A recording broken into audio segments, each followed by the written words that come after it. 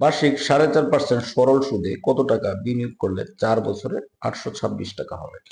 এই 826 হচ্ছে সুদ আসল, এটা হচ্ছে সময়, আর এটা হচ্ছে সুদের হার। মানে 100 টাকার 1 বছরের সুদটা হচ্ছে 4/2/1%। তার মানে 100 টাকার 1 বছরের সুদটা যদি বা এটা হয়, 100 টাকার 1 বছরের সুদ যদি 4.5 হয়, তাহলে 4 বছরের সুদ কত হবে? এই 4.5-কে আপনি জাস্ট কি করবেন, অপ্রকৃত ভগ্নাংশ করবেন। 4×2=8 আর 1=9। এটা হচ্ছে 100 টাকার 1 বছরের সুদ। তাহলে 4 বছরের সুদ কত হবে? 4 দ্বারা গুণ করবেন। তাহলে কাটাকাটি করে 2, 9×2=18। এটা হচ্ছে 100 টাকার 4 বছরের সুদ হচ্ছে এত। আর এই তাহলে 100 টাকার 4 বছরের সুদ যদি 18 টাকা হয়, তাহলে আপনার 4 বছর শেষে 100 টাকার সুদ আসল কত আসতেছে? এর সঙ্গে 100 যোগ করে দেন, তাহলে কত? 118। এখন দেখেন, এই 100 টাকার 4 বছর পরে সুদ আসল আসছে 118 টাকা। তাহলে সুদ আসল যদি 118 টাকা হয়, সেখানে আসলটা কত? সুদ আসল 118 হলে এখানে আসল হচ্ছে 100। আমার কি নির্ণয় করতে বলা হয়েছে? কত টাকা বিনিয়োগ করা হয়েছিল। তাহলে এই কত টাকা বিনিয়োগ মানে কি? আমাদের আসলটা নির্ণয় করতে হবে। তাহলে এই জন্য আমরা সুদ আসলের সঙ্গে তুলনা করছি। তাহলে 118 টাকা যদি সুদ আসল হয়, সেখানে আসল হচ্ছে 100। এখন সুদ আসল কত? 826। তাহলে 826 টাকা যদি সুদ আসল হয়, সেখানে আমাদের আসলটা কত? তাহলে এটা দ্বারা যদি আমরা কেটে দিই এই 826-কে 118 দ্বারা, তাহলে হবে 7। আর 7 আর 100 গুণ করলে হবে 700। তাহলে এটা হচ্ছে সঠিক উত্তর।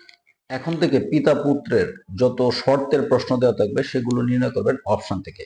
এখানে প্রশ্নে কি বলা হয়েছে? পিতার বর্তমান বয়স পুত্রের বয়সের 4 গুণ। 6 বছর পূর্বে পিতার বয়স পুত্রের বয়সের 10 গুণ ছিল। পিতা ও পুত্রের বর্তমান বয়স কত?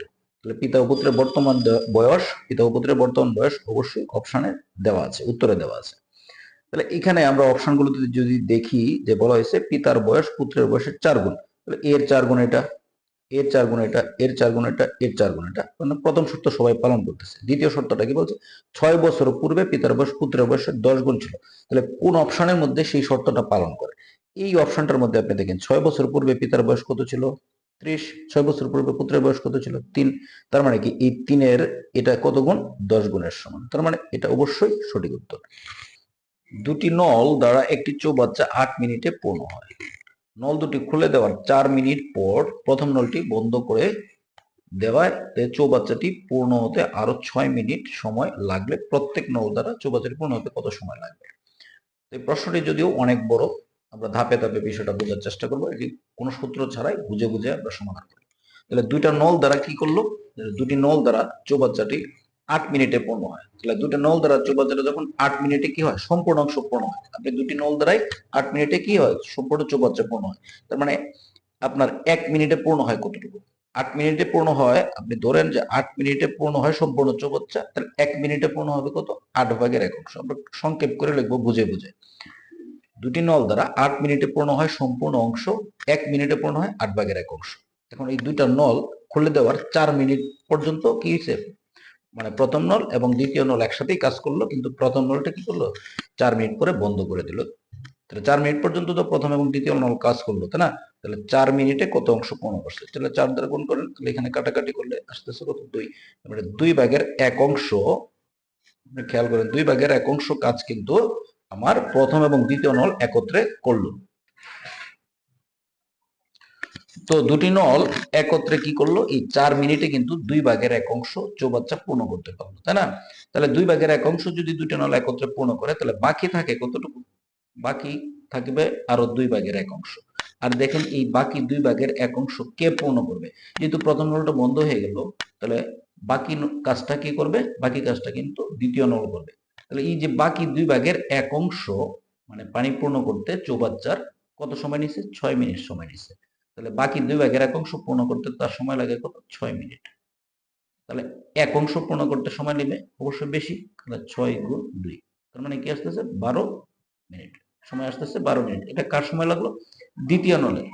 তাহলে দ্বিতীয় নল কিন্তু 12 মিনিটের সম্পূর্ণ চৌবাচ্চা পূর্ণ করতে পারে একা। তাহলে দ্বিতীয় নল যদি 12 মিনিটে সম্পূর্ণ চৌবাচ্চা পূর্ণ করতে পারে,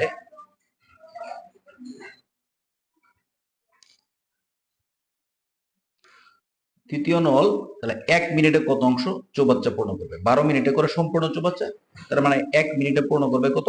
12/1 অংশ। এই 12 ভাগের 1 অংশ পূর্ণ করতে দ্বিতীয় নলের, এটা কার? দ্বিতীয় নলের এই 12 ভাগের 1 অংশ পূর্ণ করবে কত সময়ে? 1 মিনিটে। যেহেতু 12 মিনিটে সে সম্পূর্ণ চৌবাচ্চা পূর্ণ করে, তাহলে 1 মিনিটে পূর্ণ করবে কত? 12 ভাগের 1 অংশ। আর এখানে আপনি একটু প্রথম দিকে খেয়াল করেন, এই যে 8 মিনিটে তারা কি করতো? সম্পূর্ণ চৌবাচ্চা পূর্ণ করতে পারতো কারা? দুইটা নল একত্রে। তার মানে 8 মিনিটে পূর্ণ করতে পারে কি সম্পূর্ণ চৌবাচ্চা? 1 মিনিটে পূর্ণ করতে কত? 8/1। তার মানে প্রথম আর দ্বিতীয় দুটাই মিলে 1 মিনিটে পূর্ণ করে কত? 8/1 অংশ। দুইটা নল, প্রথম এবং দ্বিতীয় দুইটা নল মিলে 8/1 অংশ পূর্ণ করে হচ্ছে 1 মিনিটে। আর এই দ্বিতীয় নল একাই করে 1 মিনিটে 12/1 অংশ। তাহলে এই দুইটা থেকে যদি আমরা দ্বিতীয় নলেরটা বাদ দিই, তাহলে থাকবে কারটা? প্রথম নলের ক্ষমতা। তার মানে আপনি প্রথম নল 1 মিনিটে কতটুকু পূর্ণ করে এটা কিভাবে বের করবেন? 8/1 থেকে আপনি এই 12/1 বাদ দেন, তাহলে থাকবে কত? এই 8 আর 12 লসাগু হবে 24। তাহলে 8 দ্বারা ভাগ করবেন 3, আর 12 দ্বারা ভাগ করলে হচ্ছে 2। তার মানে উপরে থাকবে হচ্ছে 24/1। এই যে দেখেন, প্রথম নল 24/1 অংশ পূর্ণ করতে সময় নেয় হচ্ছে 1 মিনিট। প্রথম নল 24/1 অংশ পূর্ণ করতে সময় নেয় হচ্ছে 1 মিনিট। তাহলে 1 অংশ পূর্ণ করতে সময় কি নেবে? 24 মিনিট। এটা প্রথম নলেরটা আসবে 24 মিনিট, আর দ্বিতীয় নলেরটা কত পেয়েছিলাম? 12 মিনিট। তাহলে সঠিক উত্তরটা দাঁড়াচ্ছে কি? 24 মিনিট এবং 12 মিনিট। এই প্রশ্নটা কিন্তু অনেক জটিল এবং অনেক বড়, কিন্তু এটা আপনি যদি বুঝে বুঝে এইভাবে করেন তাহলে আজীবন আপনার মনে থাকবে। এক্স বাই ওয়াই এর সাথে কত যোগ করলে যোগফল 2y/x হবে? 2y/x। তার মানে ধরেন আপনার 3 এর সাথে কত যোগ করলে 8 হবে? তার মানে 8 থেকে 3 বিয়োগ করবেন। তার মানে এই বিয়োগ মানে বিয়োগের যে ফলটা আছে, ফলটা থেকে আপনার এই বিয়োজনটা বিয়োগ করে দেবেন। তার মানে আপনি 2y/x থেকে আপনি x/y-টা বিয়োগ করেন। তাহলে এখানে লসাগু নেন x আর y, লসাগু xy। তাহলে এই y এটার সাথে গুণ হবে, এইভাবে গুণ আর এইভাবে গুণ। তার মানে কি আসবে? 2y² - x²। 2y² - x² by হচ্ছে x² + y² = 8 এবং xy = 7 হলে x + y² মানে a + b² এর মানটা কত সেটা নির্ণয় করতে হবে। তাহলে এখানে আমরা নিশ্চয়ই জানি যে a + b² এর সূত্রটা কি? a + b² এর সূত্রটা কি? a + b² এর সূত্র হচ্ছে a² + b² + 2ab। তার মানে এই মানটা যা আছে তার সঙ্গে যোগ করব এর দ্বিগুণ করে। তাহলে এর সাথে 8 এর সঙ্গে আপনি জাস্ট যোগ করবেন কি? 8 এর সঙ্গে যোগ করবেন 7 এর দ্বিগুণ। তাহলে 7 এর দ্বিগুণ কত আসছে? 14। 14 আর 8 যদি আপনি যোগ করেন, যোগ করলে আসবে কত? 22। ঢাকা ও চট্টগ্রামের দূরত্ব 300 কিলোমিটার। ঢাকা থেকে একটি ট্রেন সকাল 7টায় ছেড়ে গিয়ে বিকাল 3টায় চট্টগ্রামে পৌঁছে। ট্রেনটির গড় গতিবেগ কত? তার মানে 7টায় যেহেতু ছেড়ে গেল এবং বিকাল 3টায় পৌঁছলো, 7টা থেকে 3টা পর্যন্ত মোট সময় হচ্ছে 8 ঘন্টা। মোট সময় হচ্ছে 8 ঘন্টা। আর দূরত্ব কত? 300 কিলোমিটার। আপনি এই দূরত্বকে যদি সময় দ্বারা ভাগ করে দেন তাহলে কি পেয়ে যাবেন? বেগ। যদি আমরা জানি বেগের সূত্রটা কি? দূরত্ব ভাগ সময়। দূরত্বকে যদি আপনি সময় দ্বারা ভাগ করেন তাহলে দূরত্বকে সময় দ্বারা ভাগ করলে আপনি বেগ পাবেন। তাহলে 300-কে 8 দ্বারা ভাগ করেন, তাহলে 300-কে 8 দ্বারা ভাগ করলে আসবে 37.5। 37.5 এটি হচ্ছে সঠিক উত্তর। একটি সমদ্বিবাহু ত্রিভুজের ভূমি 16 মিটার এবং অপর দুটি বাহুর প্রতিটি হচ্ছে 10 মিটার হলে ত্রিভুজটির ক্ষেত্রফল কত? একটি সমদ্বিবাহু ত্রিভুজ, তাহলে ত্রিভুজটা হচ্ছে আমাদের কি? ত্রিভুজটা হচ্ছে আমাদের সমদ্বিবাহু। সমদ্বিবাহুর একটি আমরা ত্রিভুজ নিলাম। এই যে বাহুটা আর এই বাহুটা সমান, যার প্রত্যেকটা কত করে? 10 করে। এটা হচ্ছে 10, এটা 10। আর ভূমিটা কত আছে? ভূমিটা হচ্ছে 16। আমরা এটা সূত্র ছাড়া করার চেষ্টা করব।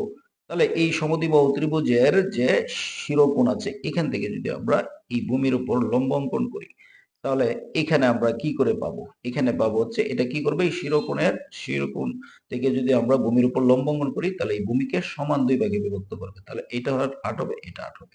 এখন দেখেন যে আমরা ত্রিভুজের ক্ষেত্রফলের একটা সূত্র জানি, ঠিক আছে? আর সমদ্বিবাহু ত্রিভুজের ক্ষেত্রফলের সূত্র আছে, আমরা ওই সূত্রটা বাদ দিয়ে ত্রিভুজের ক্ষেত্রফলের সূত্র দিয়ে এটা নির্ণয় করব। তাহলে এটা হচ্ছে অতিভুজ আর এটা হচ্ছে আমার কি আছে? এখানে আমার এটা ভূমি আর এটা লম্ব। তাহলে এই লম্বের মানটা আমরা জাস্ট নির্ণয় করব পিথাগোরাস সূত্র। তাহলে tan² - 8² তার বর্গমূল করব। tan² হচ্ছে 100 আর এখানে 8² হচ্ছে 64 মানে 64। তাহলে 100 থেকে 64, এই যে 100 থেকে 64 আপনি বাদ দেন, তাহলে থাকবে কত? 36। আর 36 এর বর্গমূল করবেন, তাহলে 36 এর বর্গমূল যদি করেন তাহলে পাবেন কত? 6। আর এটা হচ্ছে এই 6। এখন দেখেন আমাদের কিন্তু ত্রিভুজের ক্ষেত্রফলটা আমরা খুব সহজে নির্ণয় করতে পারবো। কিভাবে?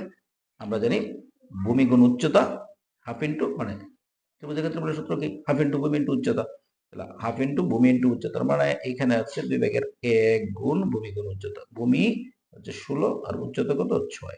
তাহলে আপনি 2 দ্বারা কাটেন, 3 ষোলো কত 48, 48 বর্গ মিটার, এটা হচ্ছে সঠিক উত্তর। আপনি সমদ্বিবাহু ত্রিভুজের ক্ষেত্রফলের সূত্র দিয়েও করতে পারতেন, তাহলে সেটার চেয়ে এটা আমার কাছে মনে হলো যে এইভাবে আপনি করতে পারেন, এটা বুঝে বুঝে সহজ। দুটি সংখ্যার অনুপাত 5:8, উভয়ের সাথে 2 যোগ করলে অনুপাতটি হয় 2:3। সংখ্যা দুটি কি কি?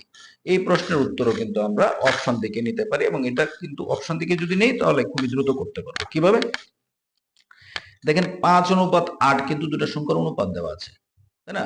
তাহলে এটাতে কিন্তু 5:8 হয় না, 7 আর 11 মানে অনুপাত কিন্তু 5:8 হয় না। এই 12 এবং 18 মধ্যে কি 5:8 আছে? আপনি এখানে 2 দ্বারা বা 3 দ্বারা ভাগ করতে পারেন। 3 দ্বারা যদি এখানে যদি 3 দ্বারা ভাগ করেন তাহলে আসবে কত? 3 দ্বারা ভাগ করলে এটা হচ্ছে 4, 3 দ্বারা ভাগ করলে হচ্ছে 6, অথবা আপনি 6 দ্বারা, এখানে যদি 6 দিয়ে ভাগ করেন, এটাকে যদি 6 দিয়ে ভাগ করেন তাহলে হবে কত? 2। 6 দিয়ে ভাগ করলে এটা হবে 2, আর 6 দিয়ে ভাগ করলে এটাকে কত হবে? 3। তার মানে এখানে হচ্ছে 2:3। আমার দরকার হচ্ছে 5:8। তাহলে এখানে যদি আমরা কত দ্বারা ভাগ করতে পারি? এখানে 2 দ্বারা ভাগ করি, তাহলে এটা হচ্ছে 5, 2 দ্বারা ভাগ করলে এটা হচ্ছে 12। এখানেও কিন্তু 5:12 আসলো, 5:8 আসলো। এইখানে আপনি দেখেন এই যে এটা হচ্ছে সঠিক উত্তর। কিভাবে? আপনি 2 দ্বারা যদি ভাগ করেন তাহলে এখানে পাবেন 5, এই 2 দ্বারা ভাগ করেন এটা হচ্ছে 8। তার মানে এই দুইটা সংখ্যার অনুপাত হচ্ছে 5:8। তো আপনি কিন্তু কিছুই না করে জাস্ট অপশন দেখে এখান থেকে উত্তর দিতে পারতেন। একটি সরলরেখার উপর অঙ্কিত বর্গ ওই সরলরেখার অর্ধেকের উপর অঙ্কিত বর্গের কত গুণ? এই প্রশ্নের উত্তর কিন্তু মুখস্থ করে দিতে পারবেন, কিন্তু আপনি জাস্ট একটু বোঝার চেষ্টা করেন। ধরেন আপনার একটা সরলরেখা আছে, এর উপর অঙ্কিত বর্গ। তাহলে আপনি সরলরেখাটাকে যদি আপনি 2 ধরেন, আপনি সরলরেখাটা যদি 2 সেন্টিমিটার ধরেন, তাহলে তার উপর অঙ্কিত বর্গের ক্ষেত্রফল কত হবে? 2 ধরেন, তাহলে 2 বর্গের ক্ষেত্রফল কি? বাহু স্কয়ার, তার মানে কত আসবে? 4। তার মানে 2 এর বর্গ সমান হচ্ছে 4। এটা কি আমরা জানি যে বর্গের ক্ষেত্রফল হচ্ছে বাহুর বর্গ। তাহলে আসলো কত? 4। এখন কি বলা হয়েছে? এই সরলরেখাটার অর্ধেকের উপর অঙ্কিত বর্গ। তাহলে এই সরলরেখাটার অর্ধেক কত হবে? তো এই সরলরেখাটার অর্ধেকের পরিমাণটা দাঁড়াবে কত? যে যদি আমরা এই সরলরেখাটাকে 2 সেন্টিমিটার ধরি, তাহলে এর অর্ধেক হচ্ছে 1 সেন্টিমিটার, তাই না? 1 সেন্টিমিটার। তাহলে 1 সেন্টিমিটারের উপর অঙ্কিত বর্গক্ষেত্রের ক্ষেত্রফল কি হবে? 1 এর বর্গ মানে কত আসতেছে? 1 বর্গ সেন্টিমিটার। তাহলে দেখেন আপনার সম্পূর্ণটার উপর অঙ্কিত বর্গক্ষেত্রের ক্ষেত্রফল আসছিল 4 বর্গ সেন্টিমিটার, আর এর অর্ধেকের উপর আসলো কত? x বর্গ সেন্টিমিটার। তাহলে এর কত গুণ এটা? নিশ্চয়ই 4 গুণ। তার মানে উত্তরটা আসবে কত? 4 গুণ। এক্স ও ওয়াই এর মানের গড় হচ্ছে 9 এবং জেড হচ্ছে 12। তাহলে এক্স, ওয়াই আর জেড এর মানের গড় কত হবে? মানে গড় মানটা কত হবে? তাহলে এক্স আর ওয়াই এর গড় মান হচ্ছে কত? 9। তাহলে তাদের সমষ্টিটা আসবে কি? এই এক্স আর ওয়াই এর সমষ্টি আসবে কি? 9 গুণ 2, যেহেতু সংখ্যা হচ্ছে 2টা, তার মানে কত আসতেছে? 18, তাই না? 18 আসতেছে। তাহলে আমার এই 3টা সংখ্যার যোগফল আসবে কত? গড় নির্ণয় করতে গেলে রাশিগুলোর যোগফলকে রাশির সংখ্যা দ্বারা ভাগ করবো, তাই না? তাহলে এক্স ওয়াই আর জেড এর গড় নির্ণয় করব। তাহলে গড় মানে কি করব? আমরা এদের সমষ্টি করব। তাহলে এক্স আর ওয়াই এর সমষ্টি হচ্ছে 12, আর জেড এর মান হচ্ছে এক্স আর ওয়াই এর সমষ্টি হচ্ছে কত? 18, আর জেড হচ্ছে 12। তাহলে এই 3টা যদি আমরা যোগ করি তাহলে আসবে কত? 30। আর ভাগ করবো কত দ্বারা? 3 দ্বারা, কারণ রাশির সংখ্যা হচ্ছে 3, এক্স ওয়াই জেড মানে কত? 3টা। তার মানে আমার গড় আসবে কত? 10। তাহলে 10 হচ্ছে সঠিক উত্তর। ধন্যবাদ সবাইকে।